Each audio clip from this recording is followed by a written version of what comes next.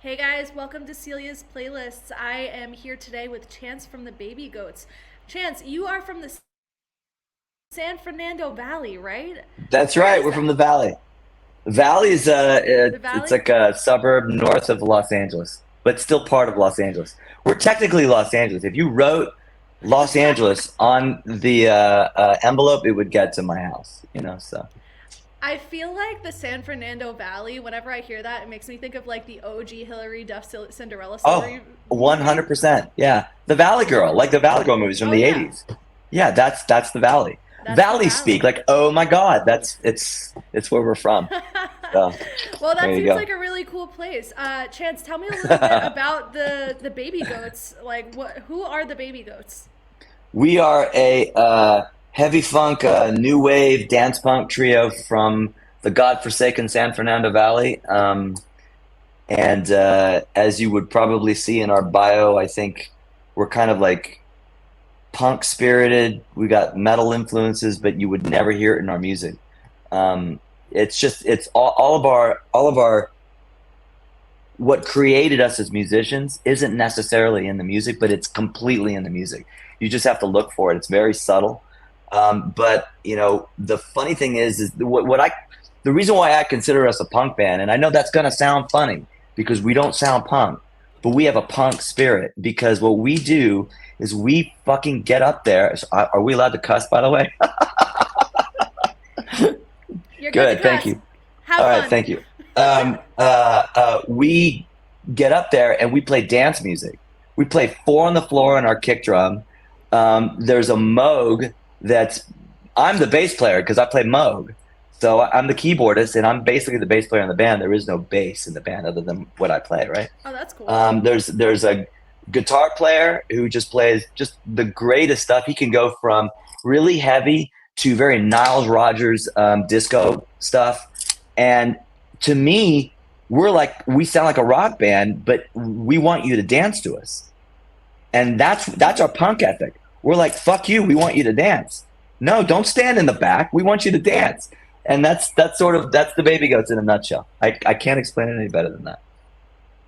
I love that because if you haven't noticed from some of the stuff that I've posted online, I love the vibe of a band. Like, and that's such a fun vibe because like I'm that person. I just want to go out and dance. Like, Right, I would go to a right, Baby Goats show if Baby Goats was playing like New York. So like, right. keep me I posted would when you do. insist, by the way, but go on. But let's steer from the fact that I'm like, hey, come to New York. But Right. Chance, you said that you Listen, the play. other day we were playing a show in Ventura, right? Uh huh. And a dear friend who was running sound at the time, he's a promoter and he's in a band himself. This dude's a rocker, man. Uh huh. He's a total rocker. But he had us at this club and we were playing this really groovy tune. And I looked at him and I pointed at his foot because his foot was going like this. And I went, ah! And he just he almost kind of like got a little red and kind of smiled and went, okay, you got me.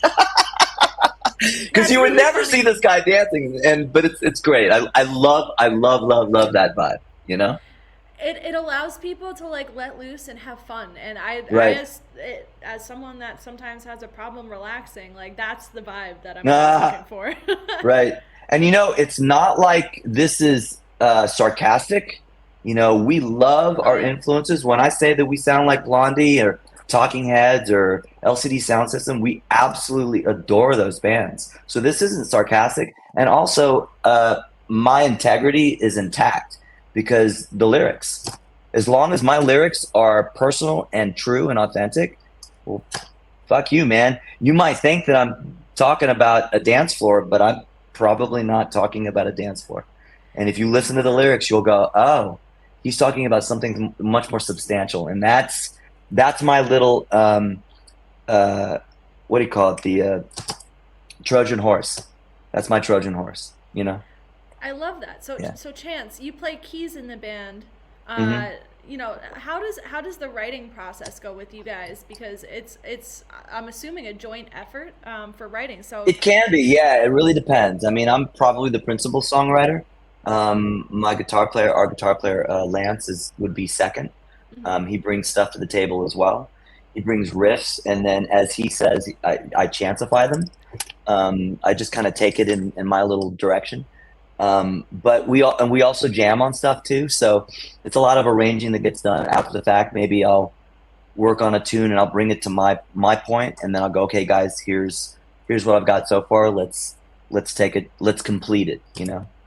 So guitar parts will get written, drum parts will get written over time. Um, we just jammed last night. And a lot of times what we'll do is we'll turn on the recorder. Every practice gets recorded. Excuse me. I think that's But really smart.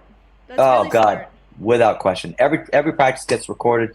We play all of our tunes. We practice relentlessly. But when we do jam sessions, we'll sometimes, like last night, we come in and we will not play any old material. It'll just be like whatever happens, happens. So the guys walked in while I was just. To me, I will call up a new preset, a keyboard preset, and just go, okay, this is going to take me in this direction. I'm just going to start playing, and you guys want to join? Join. Sometimes that joining will take 3 minutes. Sometimes it'll take 9 minutes. Sometimes it'll take two because it peters out.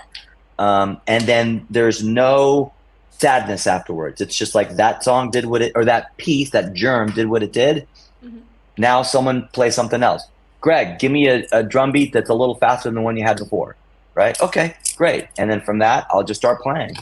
And that's how stuff gets created. And it's a blast.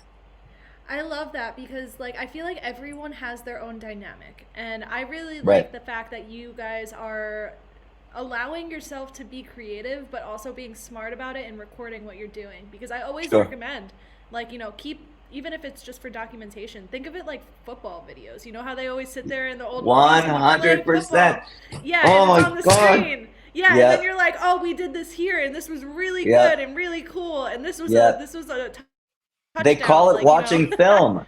Yeah, I'm a huge Yep. college football fan, so 100% agree with you. It's called watching film. And that is also just for being better as a live act. Mhm.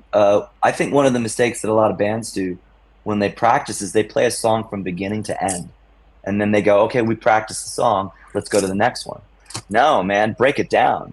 Play the chorus a couple of times, play the verse, play the transitions, because it's the transitions where you make most of your mistakes anyways. You're like dun dun dun dun dun dun dun dun that one on the one beat, you got to get that, man. And the great bands that you watch Prince live, you see just the great bands, whatever. They practice transitions. You know Mhm. it. You can feel it in your brain, man. Because us local bands, quote unquote, we only have the opportunity to play once a month or once every 2 weeks or Mhm. whatever. We're not on tour. So until we're on tour and we can literally look at a show as kind of a practice, then you have to practice at home, you Mhm. know? So when you play live, that should already be solved. You shouldn't be solving anything live, you know? I love that. I can And go like, on. especially chance we could probably turn this into like a whole hour and a half thing, and I might have to have you come back just because I have so many things that I'm like, yes, this, yes, this. Um but like I want to talk a little bit about the transitions and like how that affects a stage show, because I'm assuming Hmm. you mean transitions between songs as well.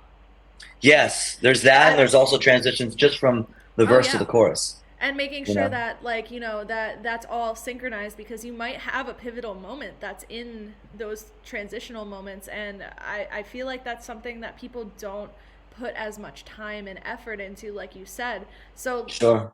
like how does that translate into making sure that you hit everything on a show? Right. Well, you got to do it at practice. I'm a Mm-hmm. big believer that the practice is not for learning your part. Mm-hmm. Practice is for learning everybody else's parts. Ooh. I need to know how my part interacts with yours. The only way to do that is through practice. If I'm learning how to play my part live, I'm sorry, at practice, then we're not learning that communication, right? Does that make sense? Yes, it So totally then does. the transition between songs or in a song, whether it's going from the bridge to the outro or whatever, that can only be solved through practice, because you can feel it more. Mm-hmm. And then And then also, and when it comes to a set, that is also the stuff that gets solved at practice. You know, like how do we go from this song to that song?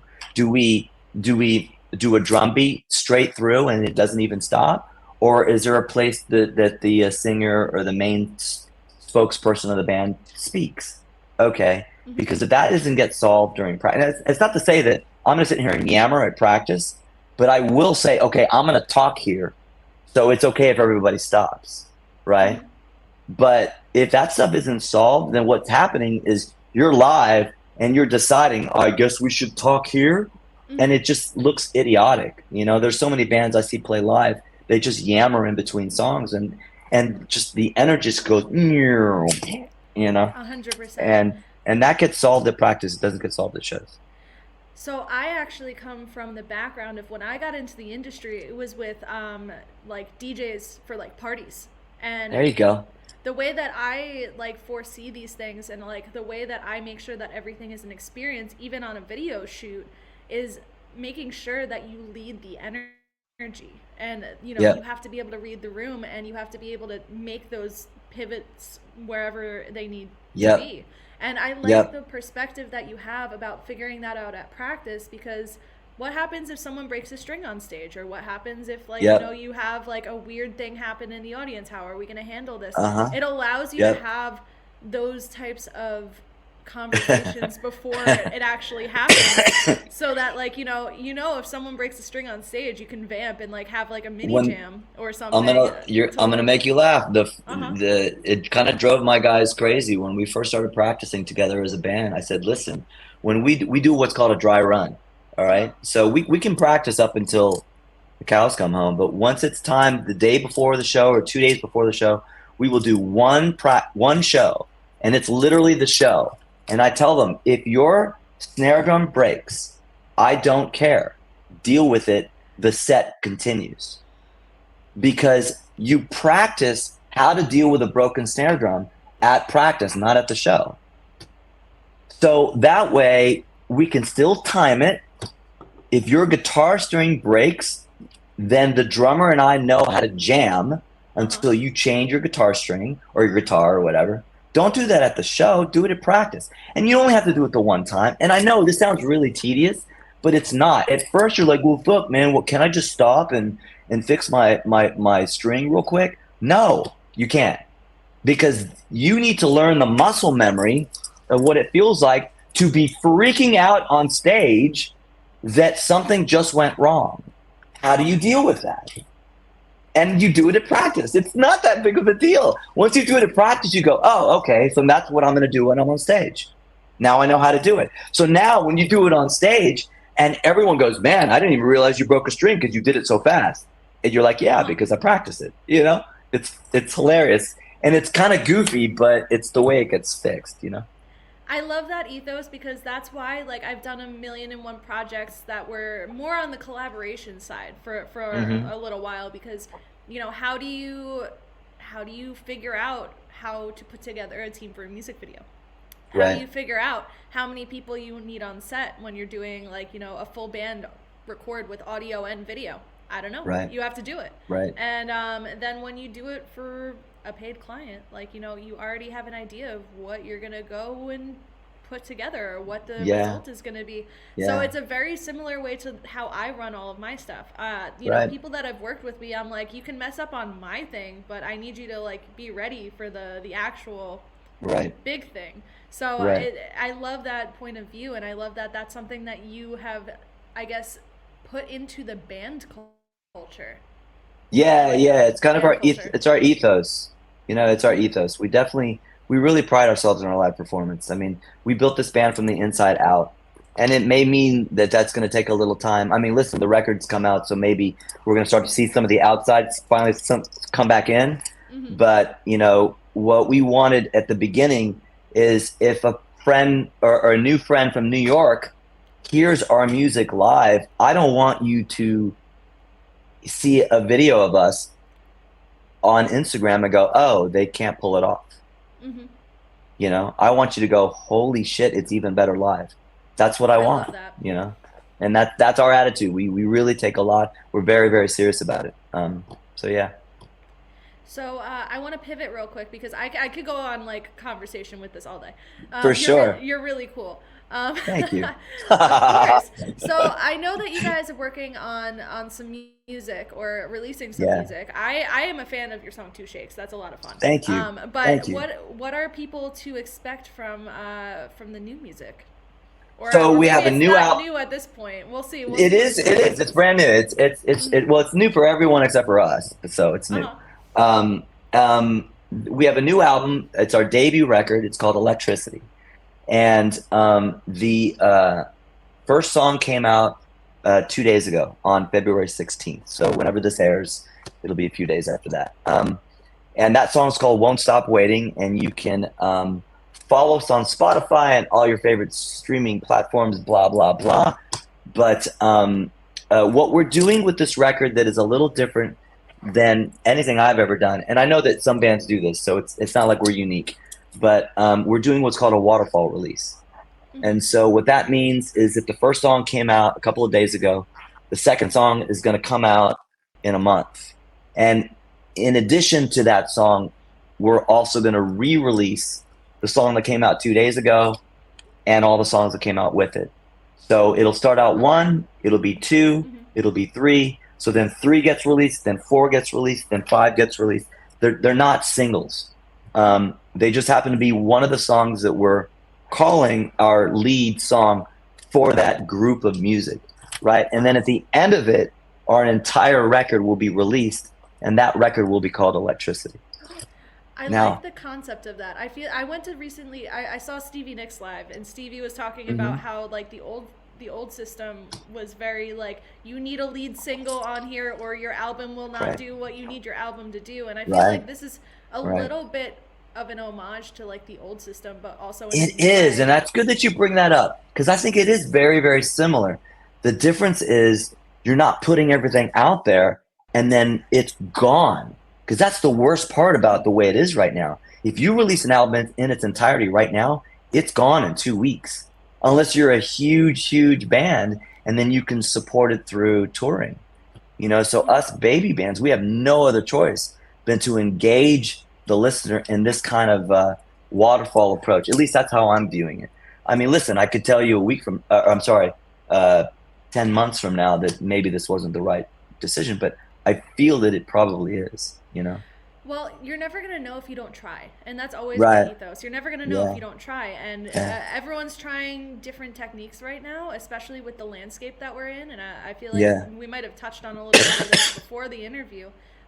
But, like, everyone's figuring it out and everyone's, trying to get themselves out there in their own way right now. So I like that you're Right. taking a different approach because I feel like Yeah. a lot of people are doing just like singles. But Yeah. you know, I like the fact that you guys are going for a whole album because I It have is a a whole couple of album. friends that are very much like I'm gonna sit down and I'm going to put on an album, and Right. you can't really do that the same way if Uh-uh. it's not an I don't think so. experience if I don't you think know what I so. mean. Because every single listen from a promotional standpoint, and this is Hmm. dorky to say, but from a promotional standpoint, every single one of the songs is a new promotion.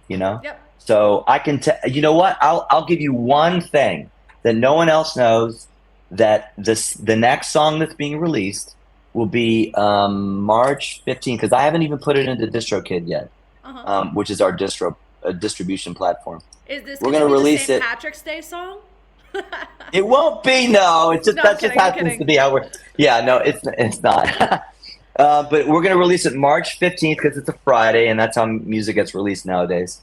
So 1 month from a few days ago, and the song is gonna be the title track called "Electricity," and this song is ridiculous live.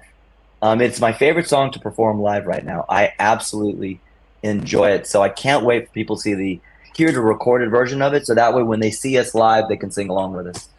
I Because love it's that. it's it's the reason why we named the album Electricity. It's kind of who we are right now. It's really cool. So that song is our next single, and I'm telling you first. I love that, and thank you for having me be the one that you tell because that's a I really cool appreciate it. thing. Yeah, Um, so I need to ask you the question I've asked everyone because we are sure. getting towards the end of the interview. Okay. If someone was going to start in music, in whatever part of music, in whatever way that you want to take this question, what would be your piece of advice for them as they get into everything? Boy, it's honestly very, very easy. And I want to be very sincere. I'm gonna look into the camera and be Wait, very sincere. I'm going to make you full screen. Ready? Here we go. All right. Only get into this because you love it. Only get into it because you love it. It is a taskmaster. This is really hard work. And and you're setting yourself up for failure if you don't love it initially. You have to love it from the inside out. You can't just tell people, "Hey, you're talented," and and just do it because, hey, we think you wrote a good song. And feel free to leave if you don't like it either. I don't mean that in a bad way. I just say just do it because you love it, and it will give you a lot back. But you have to realize that this isn't at its core a monetary thing. This isn't a job. It is a job, but you have to do it because you love it. I hope that makes sense. It definitely makes sense because with what I do, it's very similar. Because if I was just doing this because I wanted something out of it rather than genuinely wanting to connect with people, like, Right.